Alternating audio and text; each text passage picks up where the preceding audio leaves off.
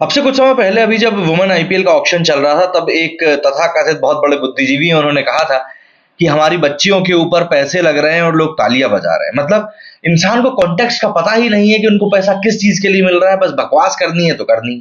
खैर, बच्चियों का जमाना चला गया, अब बच्चों का जमाना आया, लड़कों का जमाना आया। भैया, आज होने वाला है आईपीएल का मिनी ऑक्शन। ये मिनी ऑक्शन कहीं से कहीं तक मिनी नहीं है, क्योंकि 350 प्लेयर्स के लगभग पे ऊपर आज भी बोली लगने वाली है। 77 स्लॉट्स खाली हैं जिनके के ऊपर बात आज होगी। लेकिन सबसे पहले जरा हम जान लेते हैं कि अभी तक के जितने आईपीएल सीजन हुए हैं उनमें सबसे महंगा खिलाड़ी कितने में बिका था और कौन सा बिका था। क्योंकि 2008 में शुरू हुआ आईपीएल आज 2023 2024 में पहुंच रहा है। 12-15 साल हो चुके हैं इसको होते हुए।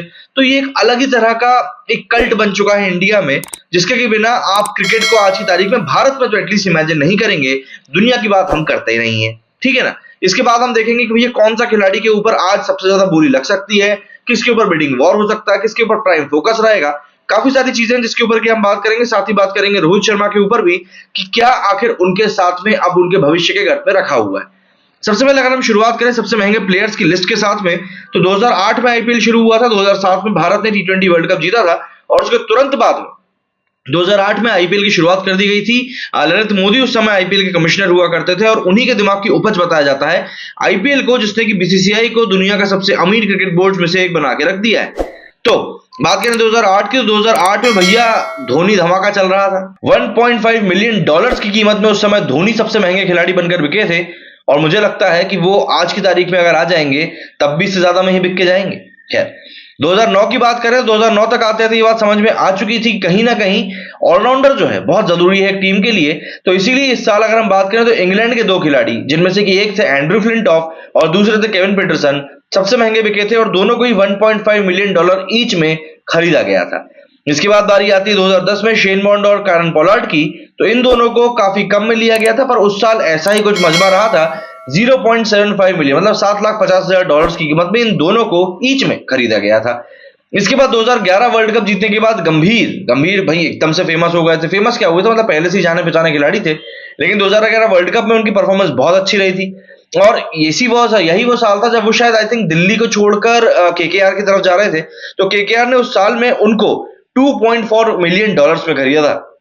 इसके बाद बात करें जडेजा की, तो जडेजा को 2012 में 2 मिलियन डॉलर्स में खरीदा गया था।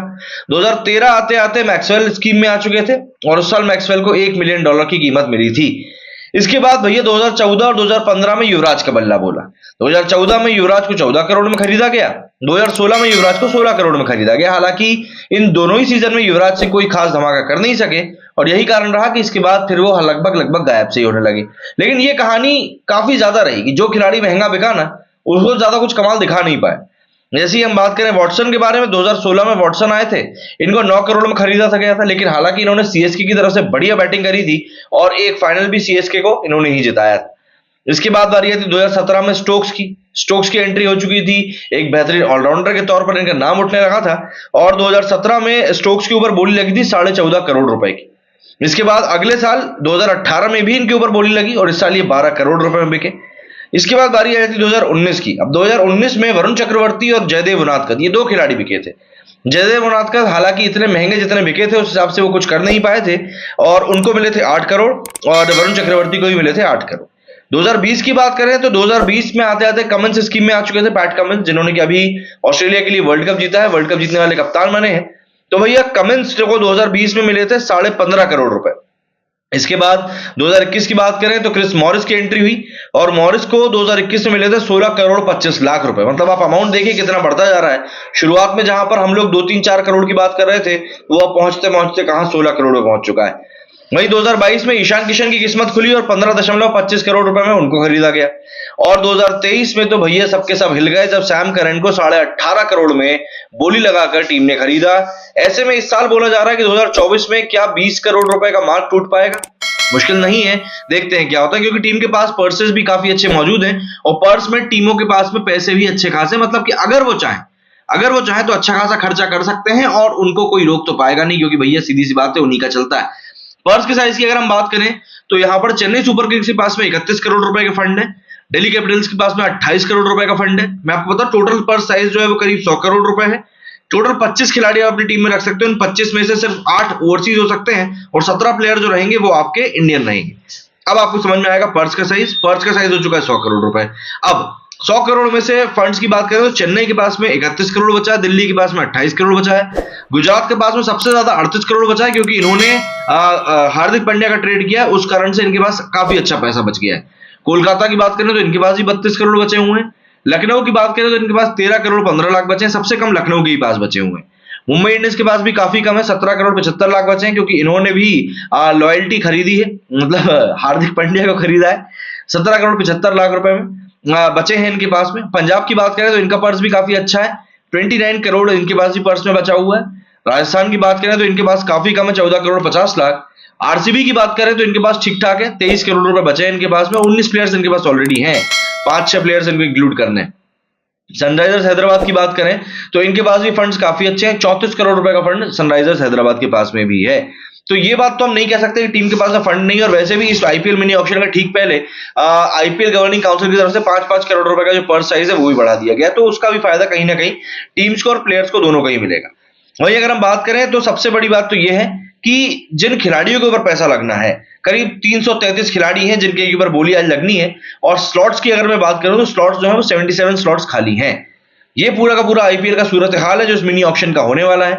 अब आप मुझे बताइए कि आपको क्या लगता है कौन सा खिलाड़ी सबसे महंगा रहेगा। जो खिलाड़ी मुझको लगते हैं मेरे जहन में सबसे महंगे रहेंगे, अगर मैं उनकी बात बताऊं तो मुझे लगता है कि फर्ग्यूसन के ऊपर यहां पर काफी अच्छी बोली लग सकती है। और हर्षल पटेल जो कि पिछले बार पर्पल कैप के ओनर भी रहे थे, विनर रहे थे, उसके ऊपर भी अच्छी बोली लग सकती है। मिचेल स्टार्क के ऊपर बढ़िया बोली लग जाएगी क्योंकि अभी टेस्ट मैच में ही आप देख लीजिए वो क्या कातिलाना बॉलिंग कर रहा है। हसन रंगा श्रीलंका में काफी अच्छा खेल कर रहा है तो उनके ऊपर बढ़िया बोली लग सकती है। कॉर्जी इस बार वर्ल्ड कप के बाद में सबकी नजरों के सामने आ गए, साउथ अफ्रीका के बॉलर हैं, उनके ऊपर बढ़िया बोली लग सकती है। शार्दुल ठाकुर को कोलकाता ने रिलीज किया है एज एन ऑलराउंडर, ही रिप्रेजेंट करते हैं, 2 करोड़ की बेस प्राइस है, तो हो सकता है ये भी अच्छे चले जाए, लेकिन कोई बड़ी बात नहीं है। यहाँ पर शाहरुख खान करके खिलाड़ी जो नया सामने है उसके ऊपर ही बोली लग सकती है। और ट्रेविस हेड तो फिर है ही, बढ़िया प्रदर्शन रहा है। लेकिन जो सबसे बेहतरीन खिलाड़ी, सबसे अहम खिलाड़ी जो मुझे लग रहा है इस पूरे सिनेरियो में रहने वाला है, वो रहने वाला है रचिन रविंद्र। यंग खिलाड़ी है, एक ऐसा खिलाड़ी है जो कि लंबी रेस का घोड़ा निकलने वाला है, न्यूजीलैंड का खिलाड़ी है। और न्यूजीलैंड के खिलाड़ियों के साथ सबसे बड़ा प्लस पॉइंट ये रहता है कि ये लोग आईपीएल खेलते हैं, अनलाइक ऑस्ट्रेलियंस एंड इंग्लैंड जो लोग बीच में ही खेल के चले जाते हैं या ऑप्ट आउट कर लेते हैं। न्यूजीलैंड के खिलाड़ी अधिकतर देखा गया है कि खेलते हैं, चाहे आप केन विलियमसन की बात कर लें, चाहे आप ट्रेंट बोल्ट की बात कर लें, कि ये खिलाड़ी खेलते हैं। इसके अलावा रचिन रविंद्र के पास में एज है, प्लस ऑलराउंडर है, प्लस आने वाले समय में एक लीडर के तौर पर भी इनको देखा जा रहा है। अभी हालिया वर्ल्ड कप में इन्होंने सचिन तेंदुलकर का रिकॉर्ड भी तोड़ा है, तो जाहिर सी बात है काफी सारी ऐसी चीजें रचिन रविंद्र के फेवर में जाती हुई दिखाई दे रही हैं। बट देखना ही होगा कि उस बंदे के ऊपर बोली कितनी लगती है। आपको क्या लगता है कौन सा खिलाड़ी सबसे महंगा जाएगा, कमेंट में जाकर जरूर बताइएगा। मेरे इस वीडियो को लाता ही, जय हिंद, जय भारत।